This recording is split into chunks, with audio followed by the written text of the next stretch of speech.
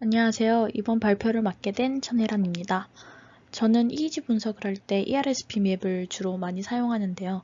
이번 저널 미팅에서는 이 ERSP 맵을 피처로 사용하여 머신러닝을 수행한 연구에 대해 소개드리고자 합니다. 첫 번째 논문은 Frontiers in Neuroscience의 2022년 8월 게재된 논문으로 해당 저널의 임팩트 팩터는 4.3입니다.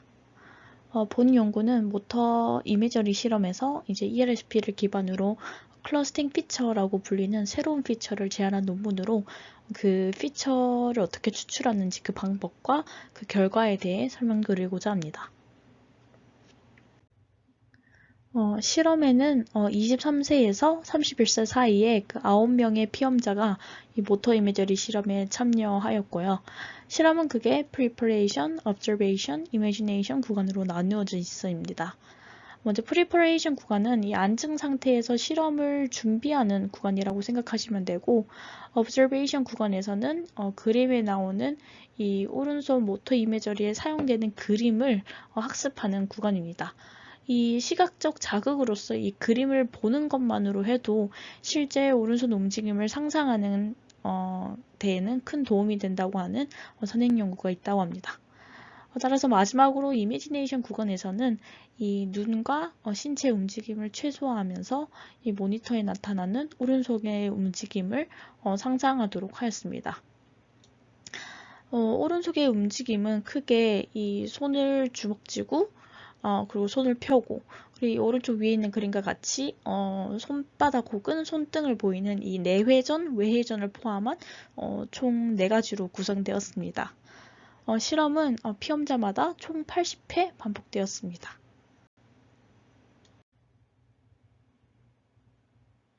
EEG 신호는 64채널의 센서를 통해 기록되었고, EEG 신호의 품질을 개선하기 위해 일련의 전처리 과정을 거치게 됩니다. 이 움직임과 관련이 있다고 알려진 뮤 대역과 베타 대역을 포함하여 6에서 30Hz 구간에 대해 밴드패스 필터링을 거친 후 CAR을 통해 EOG와 EMG와 같은 아티팩트를 제거하였습니다. 추가적으로 모터 움직임과 모터 이미지를 관장하는 이 모터 콜텍스 영역의 21개 채널을 분석에 사용하였습니다. 본 연구에서는 Event Related Spectral Perturbation, 즉 ERSP를 피처로 사용하였는데요. ERSP는 ERD 그리고 ERS와 같은 이 특정 주파수 대역의 Brain Oscillation Activity를 확인하기 위해 널리 사용되는 분석으로 ERD, ERS를 정량화하고 일반화하기 위해 많이 사용됩니다. 모토 이미저리의 그 시작을 알리는 그 손 그림이 나오는 그 시각 자극이 나타나는 그 시점을 기준으로 -1에서 4초 사이의 구간에 대해 데이터를 에폭한 다음 FFT를 적용하여 ERSP 분석을 수행하였습니다. 아래 두 그림은 왼쪽 방구의 C3 채널에서의 ERSP를 나타내고, 이 왼쪽의 ERSP 맵은 한 트라이얼의 단일 결과이고, 오른쪽은 무작위로 선택한 10개의 트라이얼을 평균한 결과입니다. 여기서 이 파란색 영역은 ERD를 나타내고, 이 빨간색 영역은 ERS를 나타냅니다. 지금 이 실험 패러다임이 오른손 움직임을 상상한 거기 때문에 이 오른손을 관장하는 대측, 즉 왼쪽 방구에서 그 특징이 특징이 두드러지게 나타날 것이기 때문에 이 C3의 ERSP 맵을 예시로 보여준 것 같고요. 실제로 움직임을 상상했을 때 그 움직임과 관련이 있는 아까 말씀드렸던 뮤 대역 그리고 이 베타 대역에서 강한 ERD가 나타나는 것을 확인할 수 있고, 그 ERD, ERS는 이 단일 트라이얼보다 트라이얼을 평균한 경우 더 강하게 나타나는 것을 확인할 수 있습니다. 본 연구에서는 이 ERSP 피처와 함께 클러스터드 피처라는 ERSP 기반의 피처를 추가로 사용하게 됩니다. 클러스터라는 단어의 의미 자체가 약간 분포가 밀집되어 있고 이 군집을 이룬다라는 의미잖아요.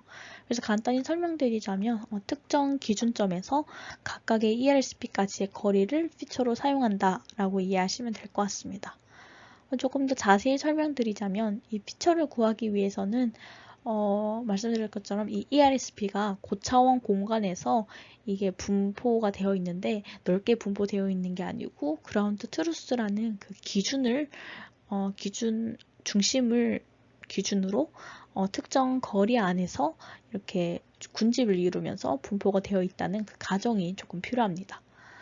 그렇다면 이 그라운드 트루스 값을 또 구해야 하는데요. 이 그라운드 트루스 값은 여러 샘플의 추정치를 평균하여 모집단을 추정하는 통계 기법인 이 부트스트랩 방법을 사용하고 이 임의의 20개의 트라이얼을 이 센터 클러스터라고 선택을 해서 각각의 평균을 구해서 그라운드 트루스를 구하게 됩니다. 이렇게 구한 그라운드 트루스를 기준으로 이 각각의 단일 트라이얼과 이 그라운드 트루스까지의 그 유클리드 거리를 구할 수 있고요. ERSP 맵 자체가 채널별로 추출되기 때문에 본 피처 또한 채널별로 추출되고 각 채널별 그리고 멀티 채널에 대한 피처는 아래의 식과 같이 여러 채널을 합쳐서 함께 사용한다고 보시면 될 것 같습니다. 이러한 피처를 가지고 이제 분류를 진행해야 되는데 분류는 이 LTL과 SVM, 즉 이 대표적인 머신러닝 클래시파이어를 사용했고 텐폴드 클로스 밸리데이션을 추가로 적용했다고 합니다. 먼저 첫 번째 결과입니다. 아래의 결과는 클러스터드 피처 없이 이 싱글 트라이얼 ERSP만을 피처로 사용할 때의 분류 정확도를 나타냅니다. 왼쪽에 있는 첫 번째 표는 주먹 쥐는 것과 펴는 것의 분류, 그리고 오른쪽에 있는 두 번째 표는 이 내회전과 외회전을 분류한 결과라고 보시면 됩니다. 결과는 크게 이 단일 채널, 싱글 채널과 이 멀티 채널의 결과로 나뉘게 됐는데요.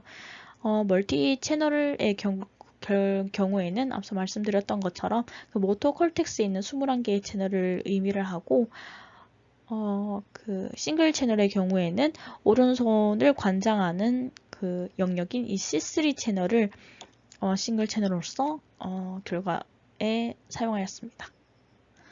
먼저 싱글 채널에서의 결과를 보시게 되면 SVM과 LDA에서는 각각 최고 55%에서 한 59% 정도 나타내고 평균의 경우에는 40% 후반대에서 50% 초반의 결과를 보였고 이 멀티 채널의 경우에는 최고 55%에서 59% 해서 이제 싱글과는 조금 유사한 경향을 나타냈고 평균 정확도 또한 이 50% 정도의 50%를 조금 넘는 분류 성능을 보였습니다.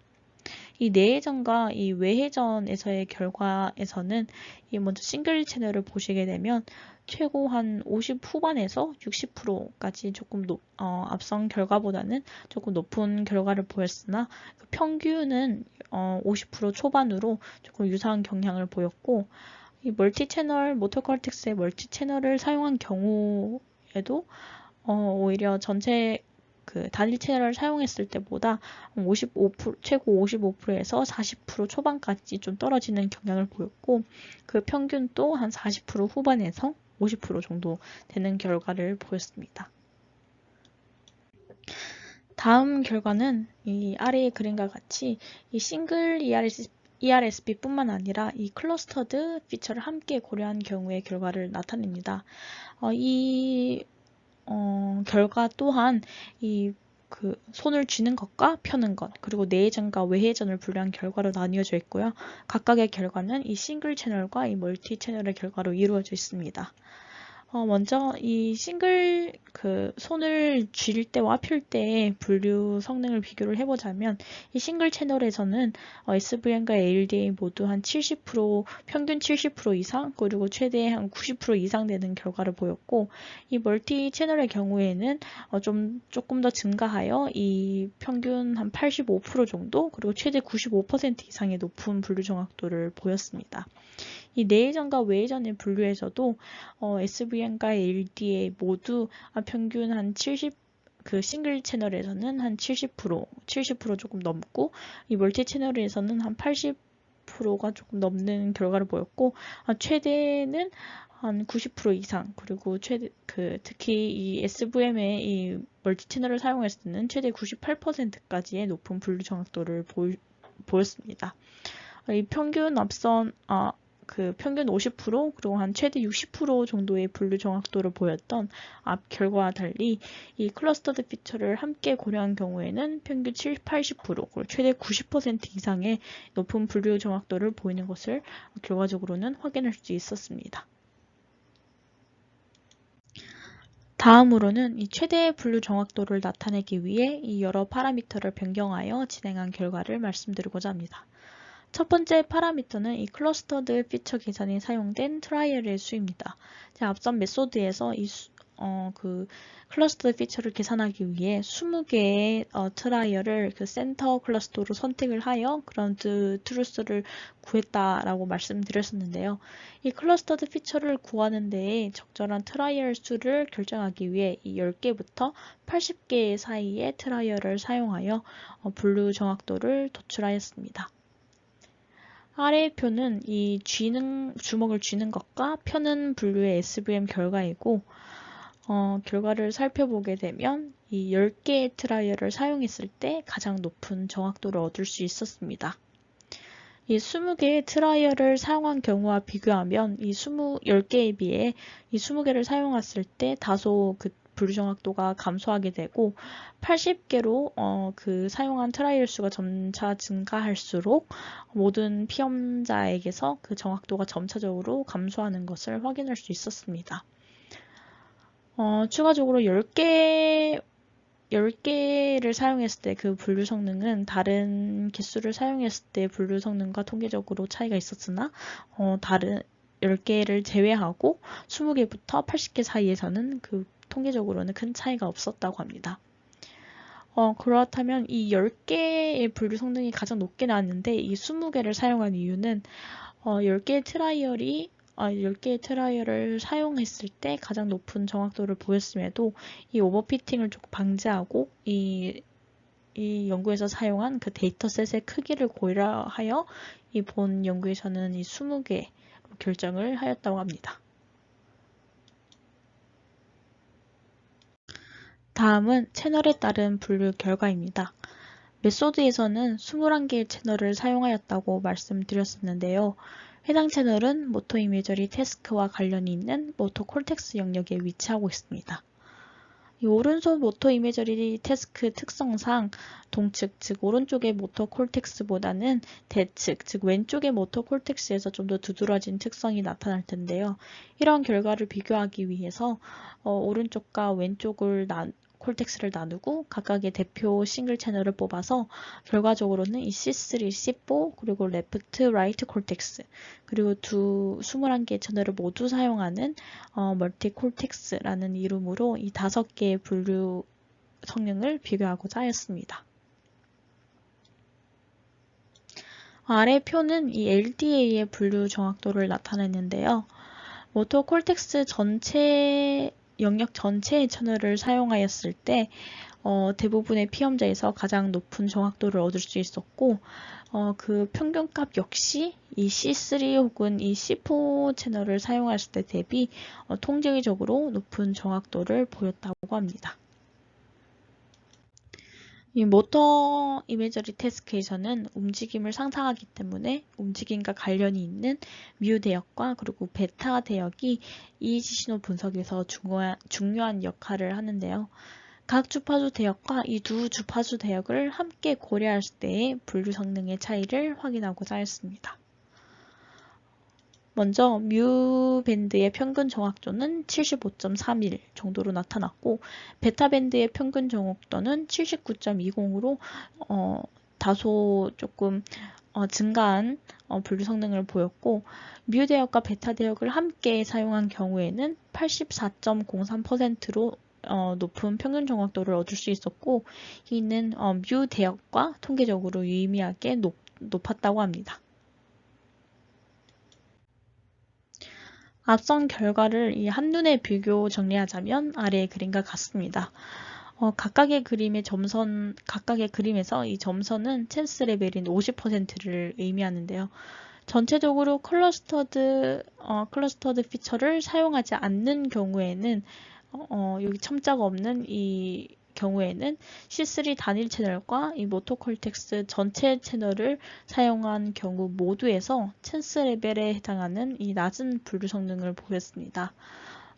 이 결과는 이 LDA와 SVM 이 두 분류기가 두 클래스를 제대로 구분할 수 없다는 것을 의미하는데요. 반면에 단일 채널, 여기 C3를 사용한 이 단일 채널과 이 다중 채널에서 클러스터링 피처를 적용하게 되면 그 정확도가 크게 향상되고 적용하지 않은 경우보다도 이 통계적으로도 크게 차이가 났습니다. 또한 이 단일 채널, 똑같이 이 클러스터드 피처를 사용한 경우에도 이 단일 채널과 이 다중 채널 사이에서도 상당한 차이를 보였고, 이러한 결과를 통해 클러스터드 피처가 분류 성능 향상에 크게 기여하였다라는 것을 확인할 수 있었습니다. 두 번째 논문은 Expert Systems with Application의 2020년 11월 게재된 논문으로 해당 저널의 임팩트 팩터는 8.5입니다. 본 연구는 서로 다른 음정의 음표를 이제 ERSP 맵을 피처로 하여 분류한 논문입니다. 해당 논문의 경우에는 읽다 보니 특별한 메소드를 제안하였다기보다는 여러 음정을 ERSP 맵을 통해 분류할 수 있다는 것 자체에 의의를 둔 논문으로 비교적 내용이 간단하여 편안히 들으시면 될 것 같습니다. 실험에는 24세에서 34세 사이의 5명의 피험자가 참여하였습니다. 실험은 소리 자극을 들려주고 잠시 멈추는 형태로 진행되며 소리 자극은 피아노의 그 중간 옥타브에 속하는 12개의 음을 사용하였다고 합니다. 구체적으로는 이 아래 C부터 B까지 음역대를 사용하였고 각 음마다 이 주파수 성분이 다른 것을 확인할 수 있습니다. 실험 프로토콜은 아래의 그림과 같이 각 음표 자극 사이에 이 3초에 그 일시적으로 잠시 멈추는 구간을 두고 3초 동안 제시되었고 각 음마다 총 70번씩 반복 수행하였습니다. 처음에는 단일 음이 순서대로 나타나고 그 다음에는 무작위로 나타났으며 모든 음은 동일한 소리 크기로 제공되었습니다. EEG 신호는 14개의 채널 이모티브 에폭 장비를 사용하여 기록되었습니다. 저주파 및 고주파 노이즈를 제거하기 위해 0.1에서 30Hz의 주파수 대역에 대해 밴드패스 필터를 적용하였고 이 유관 검사를 통해 그 외의 노이즈의 상당 부분을 제거하였습니다. 그 후 그 청각 자극이 주어지는 시점을 기준으로 -1에서 2초 구간에 대해 에폭한 다음 잡음이 심한 에폭은 유관 검사를 통해 제거하였다고 합니다. 이모티브 에폭 장비는 오른쪽의 그림과 같이 그 14개의 채널로 구성되어 있으나 이 청각 자극을 사용하는 이 실험의 특성상 이 청각 자극의 처리와 관련이 있는 템퍼럴 그리고 퍼라이터 영역에 이 T7, T8 그리고 여기 P7과 P8의 채널만 사용하였습니다. ERSP 피처는 각 음과 각 채널에 대해 추출되었고 SVM 분류기를 통해 12개의 클래스를 분류하고자 하였습니다. 높은 정확도를 도출하기 위해 노멀리제이션을 수행하였고 5-fold 크로스 밸리데이션을 사용하였습니다.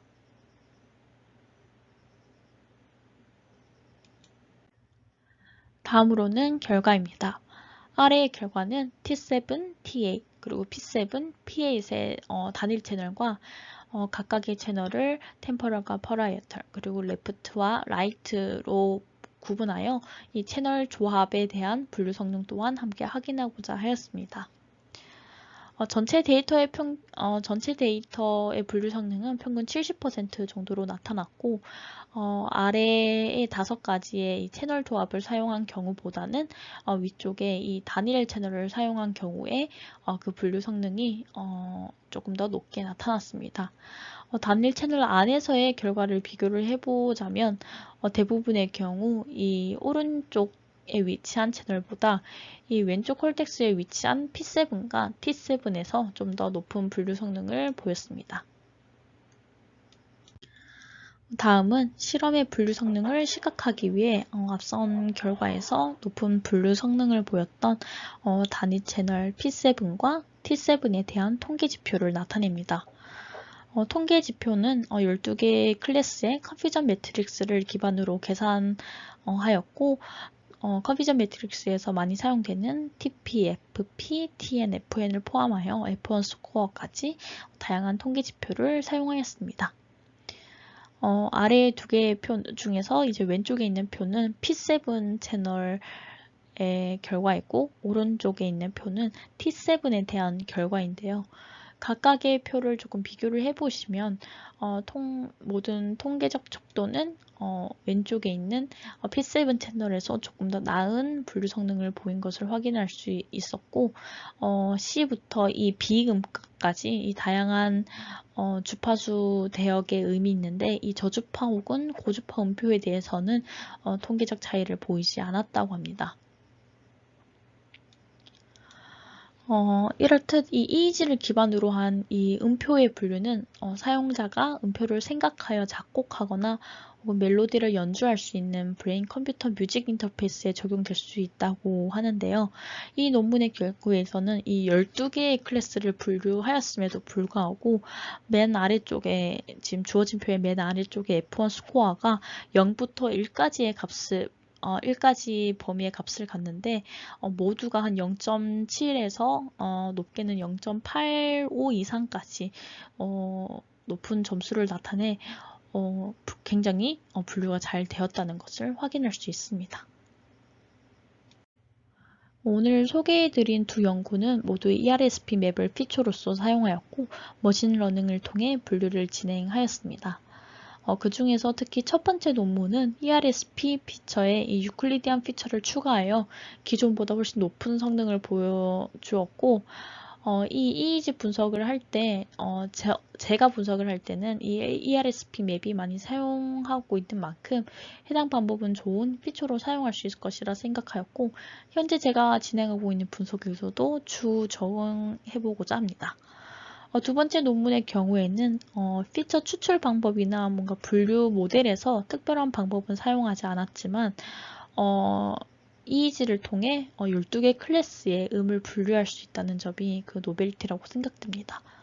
이 두 논문을 함께 읽으면서 이 두 번째 논문에서도 이 ERSP 피처만을 사용했을 때 70% 정도의 성능을 보여서 첫 번째 논문보다는 조금 높은 성능을 보였는데 이 첫 번째 논문과 같은 방법을 사용하게 된다면 훨씬 더 성능을 높일 수도 있지 않을까라는 생각이 들었습니다.